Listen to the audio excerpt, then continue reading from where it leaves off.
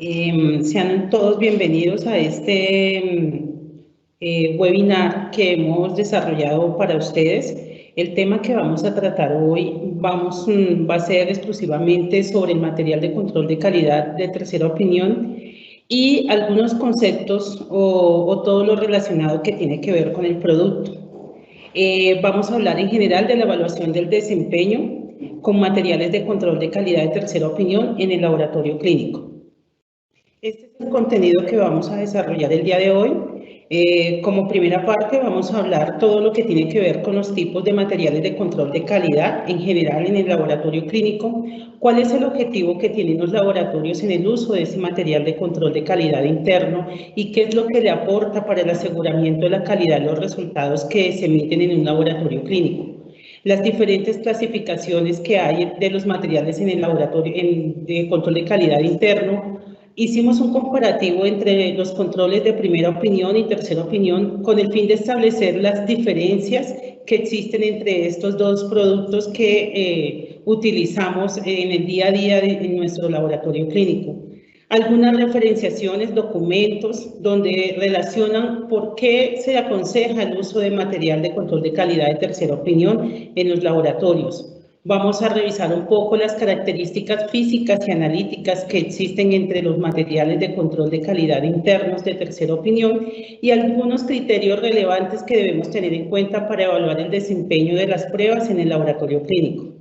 En la siguiente diapositiva podemos observar la bibliografía que fue consultada en la revisión de cuando se preparó este material. Como vemos, son varios artículos que algunos datan del año 2019, 2020, 2016. Realmente es bibliografía muy reciente y algunas guías como la CLCI C24, donde dan algunas recomendaciones o algunas sugerencias para los laboratorios clínicos en todo lo que se debe tener en cuenta para el control estadístico de la calidad para los procedimientos que llevamos a cabo en el laboratorio, referente a todo lo que tiene que ver con las mediciones cuantitativas. Y por último, y no menos importante, la norma ISO 15189, la cual es la que acredita a los laboratorios en términos de determinar la competencia técnica cuando se hacen pues todas las determinaciones en los laboratorios. Entonces iniciamos un poco a hablar de materiales de control de calidad y algunas variables que están asociadas al producto en términos de estandarizar la calidad en general de los laboratorios clínicos. Como primera parte, pues vamos a hablar un poco de los sistemas de medición que tienen mucho que ver en las mediciones que se realizan, pues obviamente son los instrumentos que utilizamos para hacer esas determinaciones que día a día van a inferir en la decisión clínica del médico. No solamente el instrumento como tal, el sistema de medición se compone también por todos los reactivos, calibradores, es decir, los insumos que se utilizan o que tienen que ver con la medición que se va a emitir cuando nosotros hacemos las determinaciones en el laboratorio.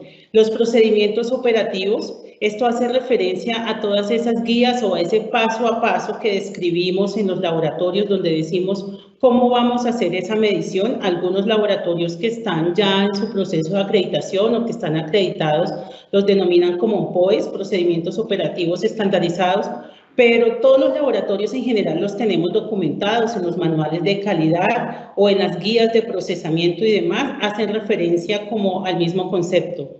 Obviamente el personal capacitado es una variable importante porque ello depende de que tengamos un personal competente, entrenado, que pueda hacer toda la gestión alrededor de un sistema de medición y que pueda aplicar esos procedimientos operativos para que ese resultado pues realmente refleje la condición de un paciente.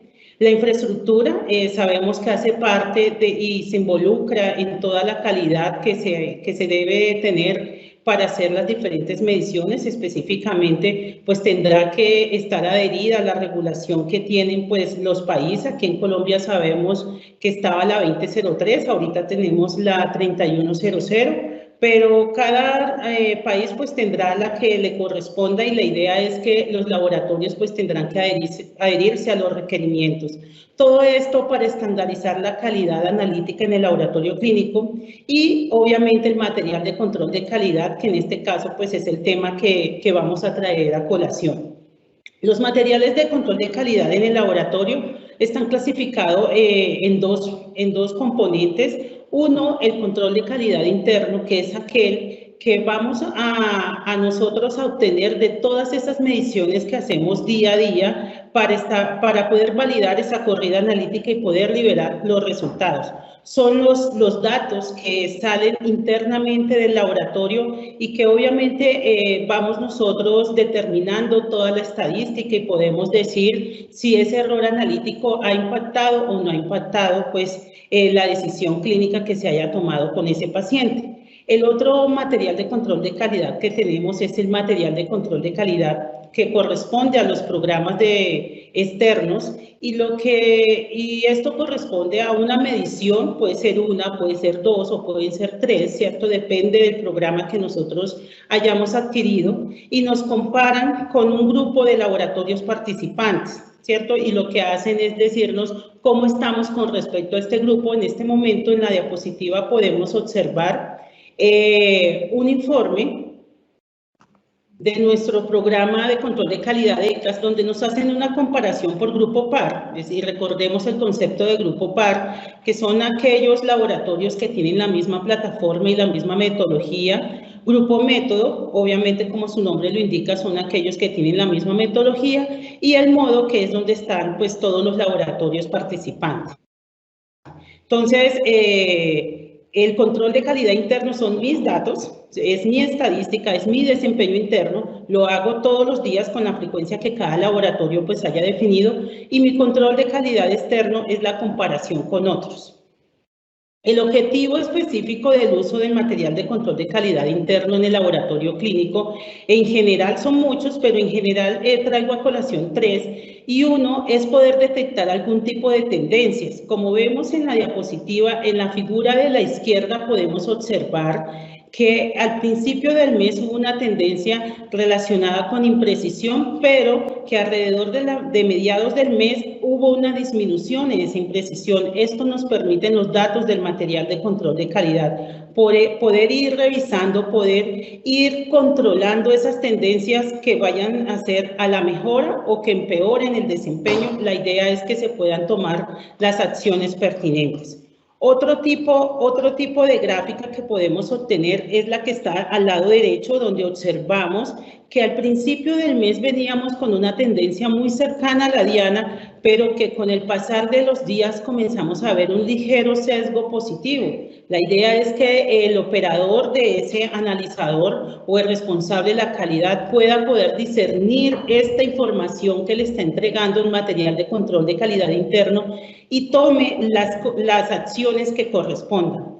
Otro objetivo de este material es poder dar evidencia de la estabilidad de nuestro sistema de medición. Como vemos en esta gráfica, observamos que los resultados son reproducibles y repetibles, mostrándonos una imprecisión aceptable, pero que adicional los valores se están recuperando muy cerca al valor asignado como verdadero, que en este caso pues lo denominamos valor diana. De esta manera podemos tener un registro de cómo ha sido nuestro desempeño en el sistema de medición que estamos controlando.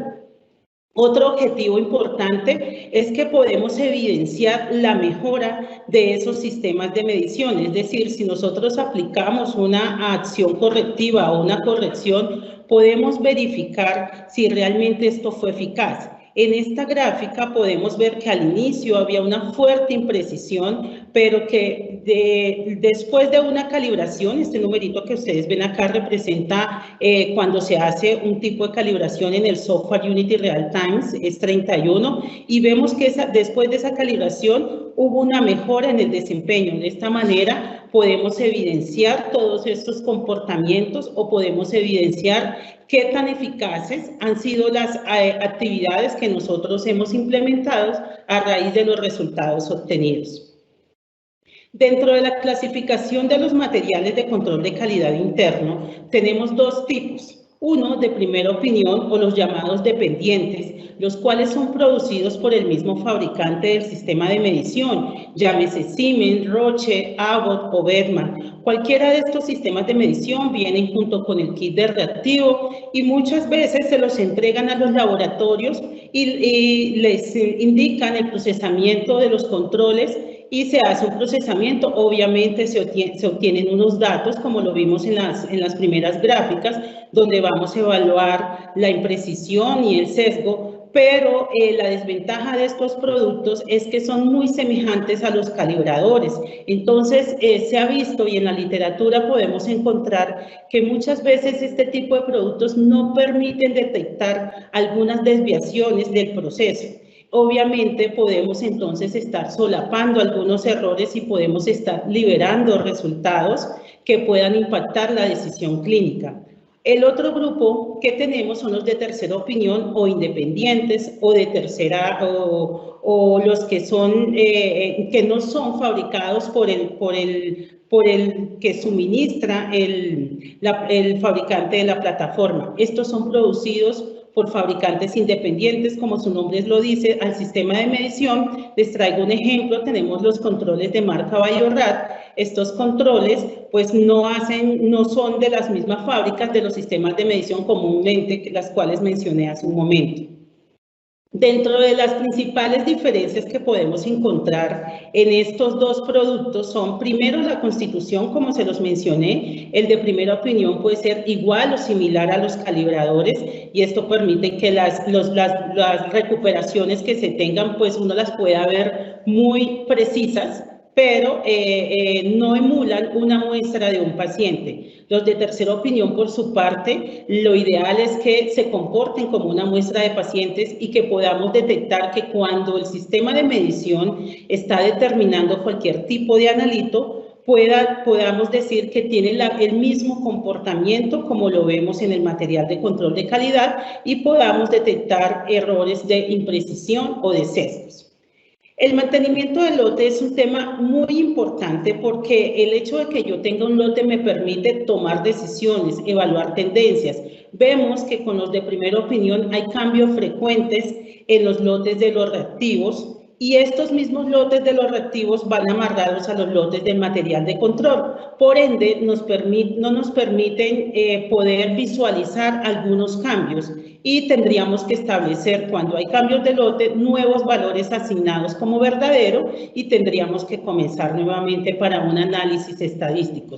Los de tercera opinión, por su parte, nosotros como proveedores de material de control de tercera opinión, planeamos nuestra entrega a nuestros clientes más o menos entre 10 meses, un año. La idea es que a lo largo del tiempo el cliente pueda operar con varios lotes de reactivos, pero con el mismo lote de control de calidad para que se puedan evaluar si esos cambios en los lotes de reactivo impactan o no impactan el error analítico y que este a su vez no interfiera con la decisión clínica que se vaya a tomar con ese resultado. El otro criterio es el uso de plataformas analíticas. Como vemos, los de primera opinión son dedicados, son exclusivos por marca. El de tercera opinión es independiente, viene probado para diferentes plataformas. Los parámetros a evaluar, en los de primera opinión tienen un menor parámetro, por ejemplo, si viene el kit de colesterol, pues traerá su control de colesterol. Para glucosa tendrá que tener otro tipo de control y eso hace un poco tedioso el trabajo en el laboratorio. Los de tercera opinión son multiparamétricos, hay algunos que son exclusivos de algunos analitos específicos, pero en su gran mayoría con un solo material podemos controlar tanto diferentes analitos como diferentes áreas.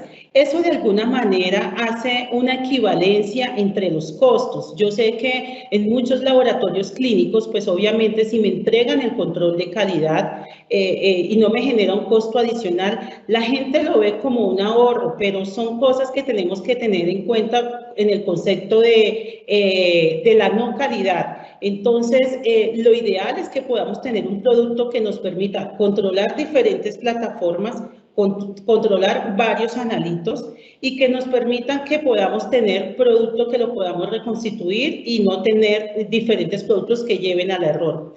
Otra característica son las plataformas, porque como les había mencionado, los de primera opinión son exclusivos. Tercera opinión, si ustedes lo pueden ver y lo vamos a revisar en alguno de los insertos, por ejemplo, de Bayorrat, vienen valorados para diferentes plataformas, sin irnos al extremo de decir que tenemos que hacer las mismas recuperaciones. En webinarios anteriores hemos nosotros sugerido que cada laboratorio debe establecer sus valores asignados como verdaderos de acuerdo al contexto o a la realidad del laboratorio. Lo que traen los insertos es una guía para determinar más o menos cuáles son las concentraciones evaluadas con ese material de control.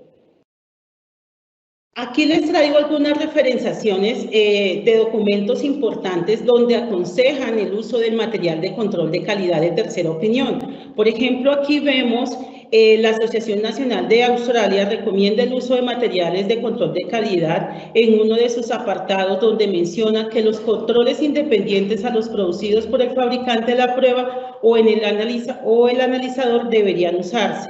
Otra institución, como la vimos en las referencias bibliográficas, es la CLCI C24A3, donde menciona que el material de control debe ser diferente del material del calibrador para asegurar que el proceso de control de calidad brinda una evaluación de calidad independiente del desempeño del proceso de medición completo, incluyendo el proceso de calibración del instrumento. Cuando vimos la comparación, les hacía énfasis que muchas veces los controles de calidad de primera opinión tienen una constitución o una composición muy parecida al calibrador. Si es muy parecida, no podemos evaluar, ¿cierto?, el proceso de calibración de ese sistema de medición. De allí la importancia que nosotros utilicemos materiales independientes que nos puedan evaluar la calidad y el desempeño analítico.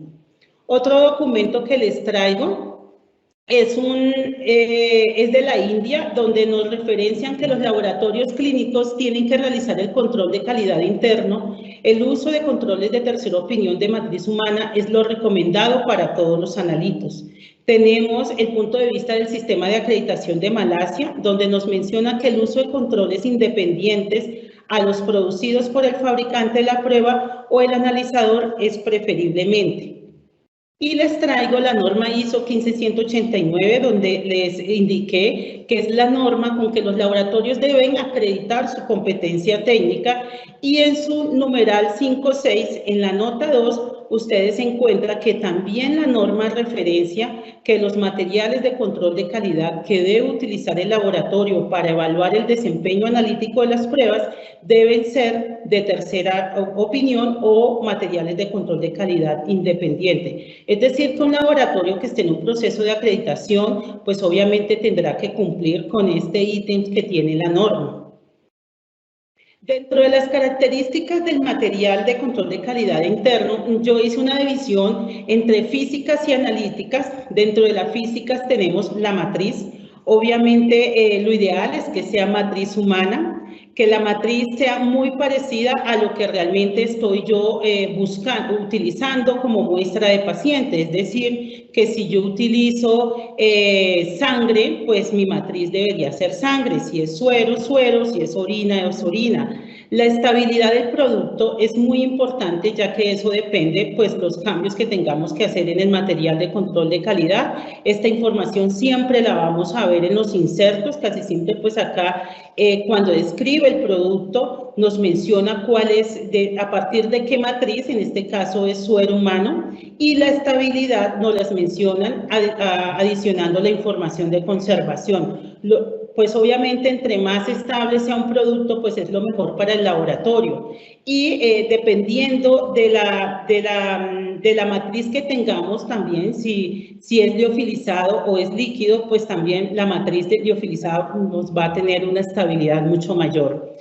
El mantenimiento del lote, obviamente, es importante, como se los indiqué, porque eso le permite al laboratorio poder evaluar con contra diferentes variables que se presenten en el laboratorio, cambios de lotes de reactivo, en química seca que tenemos los cambios de generaciones, lo ideal es que nosotros mantengamos ese valor asignado como verdadero, así cambien las generaciones para poder determinar si a ese cambio de generación está impactando ese error analítico, si hay cambios en las condiciones ambientales, de esa manera también lo podemos evaluar, cambios en los operadores, todas esas variables que a nosotros nos pueden sugerir algún bajo en el desempeño de las pruebas, podemos hacer ese tipo de análisis con un mantenimiento del lote. Todo lo que tiene que ver con un pretratamiento, pues obviamente si yo tengo un material que es liofilizado, si tengo la opción de tener liofilizado líquido, como les mencionaba, pues obviamente es mejor el líquido. ¿Por qué? Porque el liofilizado, a pesar de que va a tener mayor estabilidad, se le imprime una variación el hecho de que yo lo tenga que reconstituir. Vamos a depender de que tenga una pipeta calibrada, que el agua o el líquido con que yo lo vaya a reconstituir pues cumpla con las condiciones que dice el inserto. Entonces, entre menos se tenga que manipular el producto, mejor va a ser para poder obviar esas variables que pueden impactar el desempeño y que no dependen específicamente del laboratorio clínico.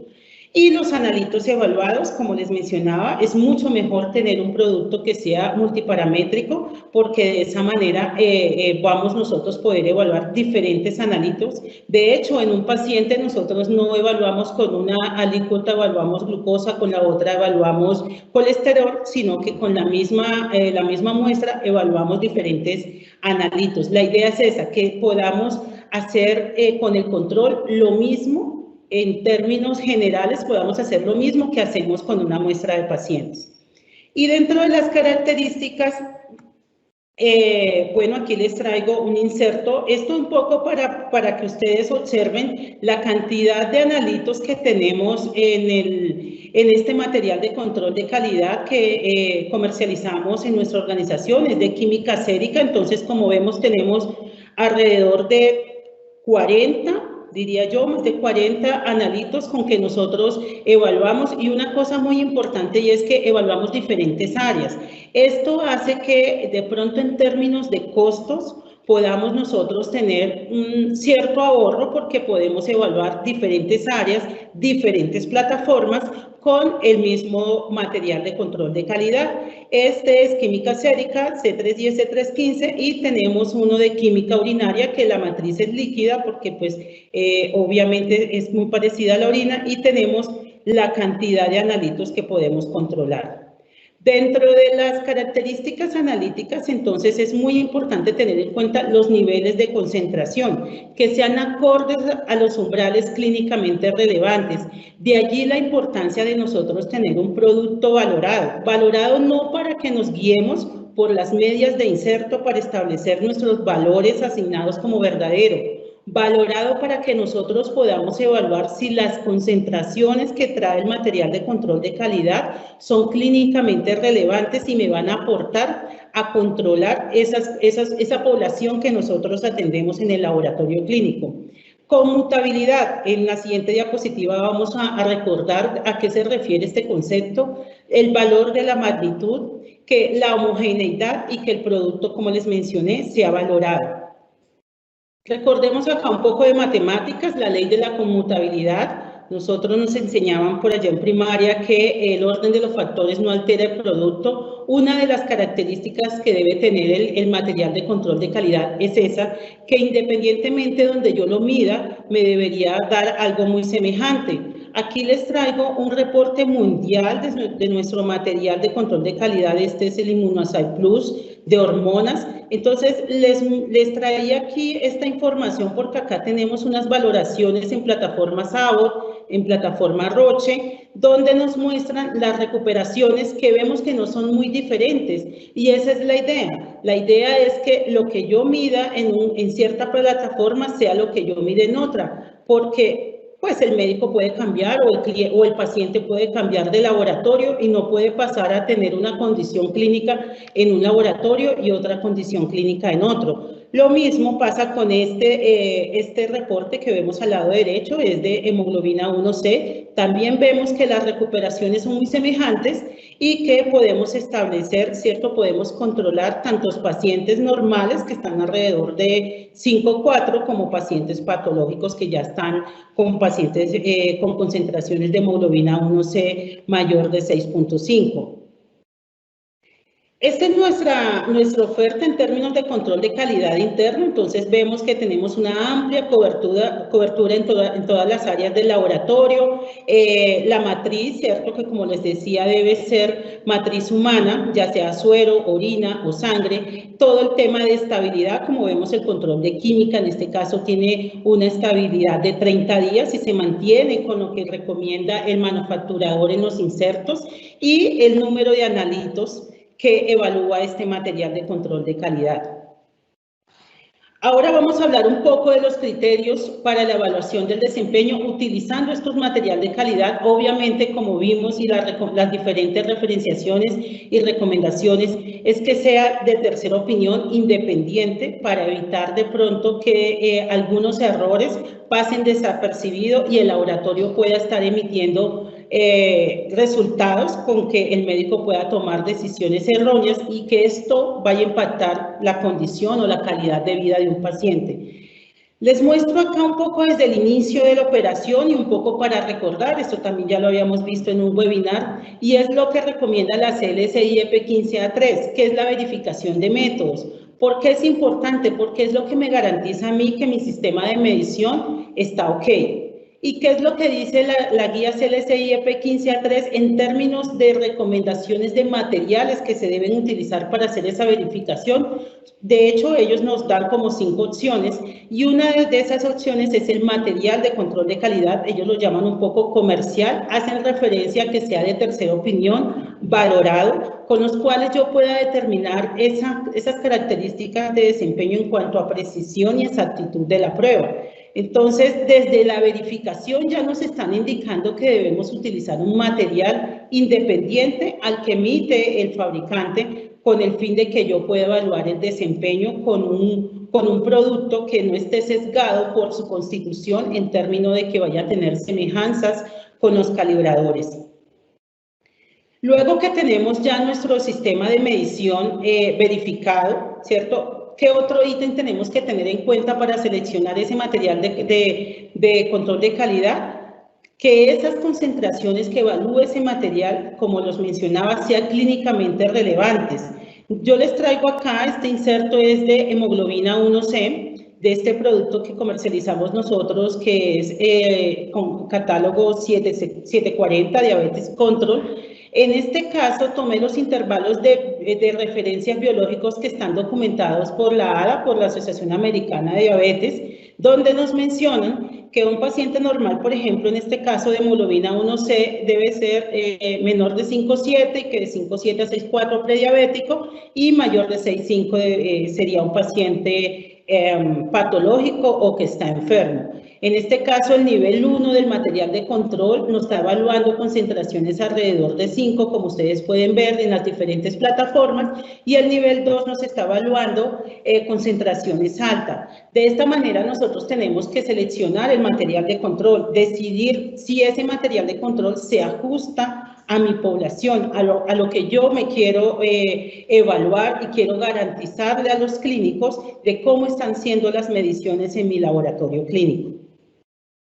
Nosotros emitimos una serie de informes para los laboratorios a la luz de la sismometría analítica y la idea es que cada laboratorio pues, pueda hacer seguimiento al desempeño de las pruebas en términos de imprecisión, de sesgo, de error analítico y llevándolo siempre a otro indicador de mayor jerarquía que es la métrica sigma, pero además de eso nosotros acá en esto que les tengo resaltado en el primer recuadro está el nivel de decisión clínica y la media mensual. Esto es importante siempre cruzarlo, no porque yo lo haya hecho la primera vez, así puede permanecer. Los lotes pueden ir variando de concentración, de allí que nosotros tenemos que tener siempre en cuenta eso para volver a determinar esos valores asignados como verdaderos de acuerdo a la recuperación que tenga el lote.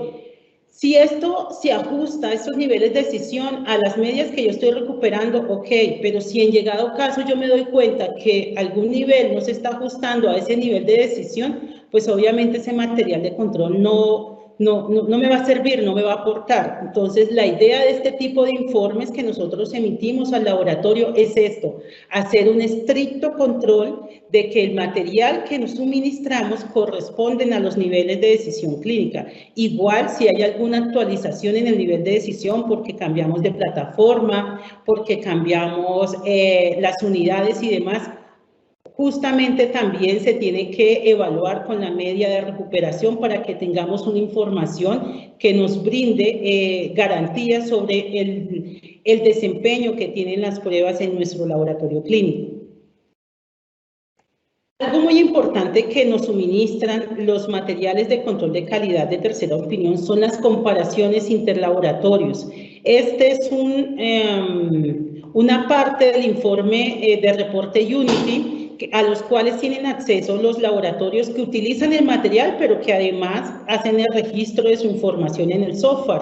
De esta manera, mensualmente, se le emiten este tipo de informes donde le decimos cómo está la prueba por niveles de acuerdo al grupo PAR y al grupo método. Lo que está en el puntico negro hace referencia al grupo PAR y lo que es cuadradito hace referencia al grupo método. Y esta grafiquita lo que me dice es cómo estoy yo en términos de imprecisión y de sesgo según estas medias que recuperan los participantes. Entonces, lo que está en el recuadro blanco es como un desempeño óptimo, entonces no estoy ni sesgada o tengo un sesgo o una imprecisión aceptable de acuerdo al comportamiento del grupo PAR o del grupo método. Lo que está en el recuadrito verdecito claro me quiere decir que no estoy pues tan alejada, pero sí hay que hacer una atención especial a las pruebas, y lo que está ya en verde es porque está por fuera. Una cosa importante con estas comparaciones interlaboratorio es que también son una guía, tampoco es la última palabra y es lo que me dice a mí cómo estoy o no estoy, porque pueden haber laboratorios que reporten que tengan muchísima imprecisión y eso impacta el dato estadístico que tenemos acá. Adicional, ellos nos muestran el coeficiente de variación de esa prueba. Si ese coeficiente de variación es mayor a mi meta en términos de coeficiente de variación máximo permitido, pues yo no lo debería tener tanto en cuenta.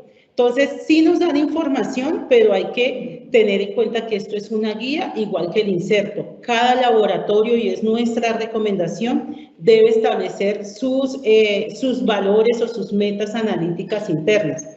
Acá vemos otra parte del informe, de hecho el informe es bien amplio, nos da mucha información, pero me parece importante de pronto mostrarle que este informe también nos muestra un histórico de cómo es el comportamiento en términos de imprecisión y de exactitud referente a la media de ese grupo PAR. Entonces, obviamente hago énfasis en que simplemente me dan una guía cómo estoy yo referente a mis pares. Y las gráficas integradas, que realmente estas gráficas son el momento de verdad, porque lo que vemos nosotros en un informe de comparación interlaboratorio, pues es algo que ya pasó, que nosotros ya liberamos los resultados, fue las decisiones que ya tomamos. Pero las gráficas integradas de control de calidad es nuestro día a día y es donde nosotros podemos tener una herramienta que nos pueda dar una guía de si validamos o no validamos la corrida, si vemos una tendencia. Es decir, que cada usuario hace su ingreso y de acuerdo al valor diana que haya establecido, a sus límites superior e inferior, puede determinar si rechaza o no rechaza el punto, si repito el control, si pido nueva muestra, si calibro. Entonces, este es el primer instrumento o herramienta que tiene el usuario para validar sus resultados. De allí la importancia que nosotros utilicemos gráficas y en este caso gráficas integradas, que también es nuestra recomendación porque es lo que nos pone los límites y nos puede evitar hacer un falso rechazo o aceptar algún punto que no debemos aceptar y liberar unos resultados erróneamente. Aquí les traje, por ejemplo, este es un histórico de una gráfica y un poco para hacerle relevancia al mantenimiento del lote. Como vemos, esta gráfica está desde julio hasta octubre y vemos los diferentes comportamientos. Miremos que al inicio vemos que tuvo un comportamiento, una imprecisión, y como les había mencionado, 31 tiene que ver con la calibración que le hacemos al sistema de medición en este software, ¿cierto? Porque pueden utilizar otras herramientas. Y vemos cómo después de una calibración, el desempeño en la prueba mejoró a los valores cercanos al valor diana. Vemos que tuvo un comportamiento así hasta más o menos hasta julio, luego bajó, ¿cierto? Y luego volvió a subir. Esto solamente se puede tener si yo mantengo el lote del material de control. En caso de los vitros que tenemos cambio de generación, también nuestra recomendación es que no cambiemos, porque obviamente las generaciones pueden cambiar a los 15 días, un mes, y eso no nos va a permitir evaluar este histórico. Acá tenemos otro ejemplo, vemos que, por ejemplo, esta prueba, estas son gráficas que fueron tomadas de la vida real, entonces podemos mirar, por ejemplo, este nivel 2, yo lo veo desde enero hasta octubre, realmente es un sistema de medición que ha estado muy estable, que es reproducible, que es repetible, que tiene sus valores cercanos al valor diana, que ha estado muy alejado de ese límite superior y de ese límite inferior. Entonces, de esta manera yo puedo estar tranquilo, puedo decir, durante este periodo de tiempo, pues mis resultados reflejaron realmente la condición de un paciente.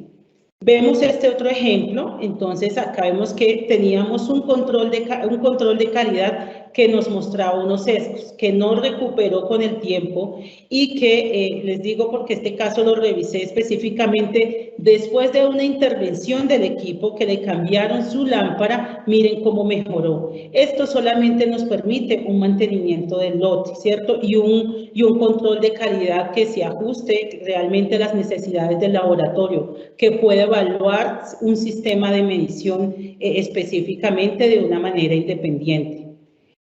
Algo muy importante y es todo lo que tiene que ver con los límites analíticos que nosotros definamos, porque recordemos que si yo no defino un límite analítico, pues no sé si lo sobrepasé. En las gráficas integradas, pues sí o sí lo tenemos que tener establecido y por eso yo mencionaba lo del límite superior y límite inferior. En otro webinar habíamos revisado algunas fuentes, yo les traigo acá algunas como a manera de recordación, sea el que elija el laboratorio, ¿cierto? Que pues tendrá que hacer un análisis específico por su sistema de medición, la imprecisión reportada por el fabricante, las condiciones del laboratorio, sus operadores, pero aquí tenemos varias fuentes, tenemos CLIA, Rillivan. La recomendación de nosotros es que los laboratorios consulten la página de la EFML, porque allí están todas las actualizaciones de los límites analíticos de variabilidad biológica y les habíamos hecho en algún momento una comparación con lo que teníamos con los variabilidad biológica de la Sociedad Española y lo que tenemos ahorita por la FLM y realmente cambian mucho. Entonces, como sugerencia también, determinar esos errores máximos permitidos que nos permiten también evaluar la calidad analítica a través de una fuente que esté actualizada, pues en este caso tenemos la FLM que es pues gratuita y está a disposición de todos los que queramos consultarlas. Y obviamente el seguimiento y el análisis periódico que tenemos que hacer de esos resultados. Nosotros emitimos este tipo de informes a la luz de la sismometría analítica con materiales de control de tercera opinión por áreas, ¿cierto? Y les indicamos cómo ha estado su desempeño en términos de métrica sigma, en términos de la posición de los percentiles de acuerdo a su grupo de comparación. Eso le permite al laboratorio pues la toma de decisiones. Les hacemos otros tipos de gráficos que es haciendo una mezcla o uniendo el concepto de percentiles y métrica sigma, lo que al laboratorio le permite decir, por ejemplo, si estoy bien a nivel interno o estoy mal a nivel de mis pares, si es que de pronto estoy muy exigente, porque mis equipos pares no van a dar más, así es el comportamiento. Entonces, este tipo de información le sirve al laboratorio para la toma de decisiones y poder hacer un seguimiento que de verdad garantice las determinaciones que se están haciendo y que reflejen una condición del paciente, que el médico igual pueda utilizar ese dato para establecer sus decisiones que correspondan. Este es el tema que les traía el día de hoy. Muchísimas gracias. Un colega nos pregunta, ¿cuál es la recomendación en controles líquidos oleofilizados? Como les mencioné en la presentación, lo ideal es que sea lo más parecido a la matriz, es decir, que en lo posible sea líquido, pero les indicaba que si este control de calidad pues lo tenemos que utilizar liofilizado, tenemos que tener cuidado con las variables en términos de reconstitución, pero lo ideal es que sea lo más parecido a nuestra muestra de paciente. Tengo otra pregunta, dice, se observa que en los sistemas vitros al cambio de generación casi siempre cambia un desempeño. La recomendación es seguir llevando los datos en la misma gráfica. Sí, esa es la recomendación. Como les mostraba, la idea es que podamos evaluar el desempeño a los diferentes cambios que tengamos en nuestro laboratorio, a los cambios de lotes de reactivo, a los cambios de operadores y demás. Dice, si debo establecer el valor verdadero con los propios datos, ¿cuál es el objetivo de acceder a las comparaciones interlaboratorios? El objetivo es meramente informativo, donde yo pueda poder compararme con otros, pero no que yo pueda establecer mis valores asignados como verdaderos a través de una comparación interlaboratorio. Dice, para las verificaciones, ¿qué otro material se puede utilizar además de los comerciales? Se pueden utilizar, la idea es que sea un material con que nosotros sepamos las concentraciones y de allí poder determinar la exactitud de la prueba y poder determinar las medias. Pueden ser controles de calidad externos, pero pues usualmente a veces viene solamente un frasco, una sola concentración, y uno de los requisitos de la guía EP 15A3 es que se evalúen mínimo 2 concentraciones. Entonces, o materiales de referencias, pero son muy costosos. Entonces, lo ideal es que sean materiales que yo pueda determinar, pueda conocer su valor para poder determinar cómo es el desempeño en términos de precisión y exactitud de la prueba. Bueno, hasta allí fueron las preguntas. Muchísimas gracias. Esperamos que nos contesten la encuesta y cualquier cosa, pues como les mencioné, en los canales de información que están en la pantalla.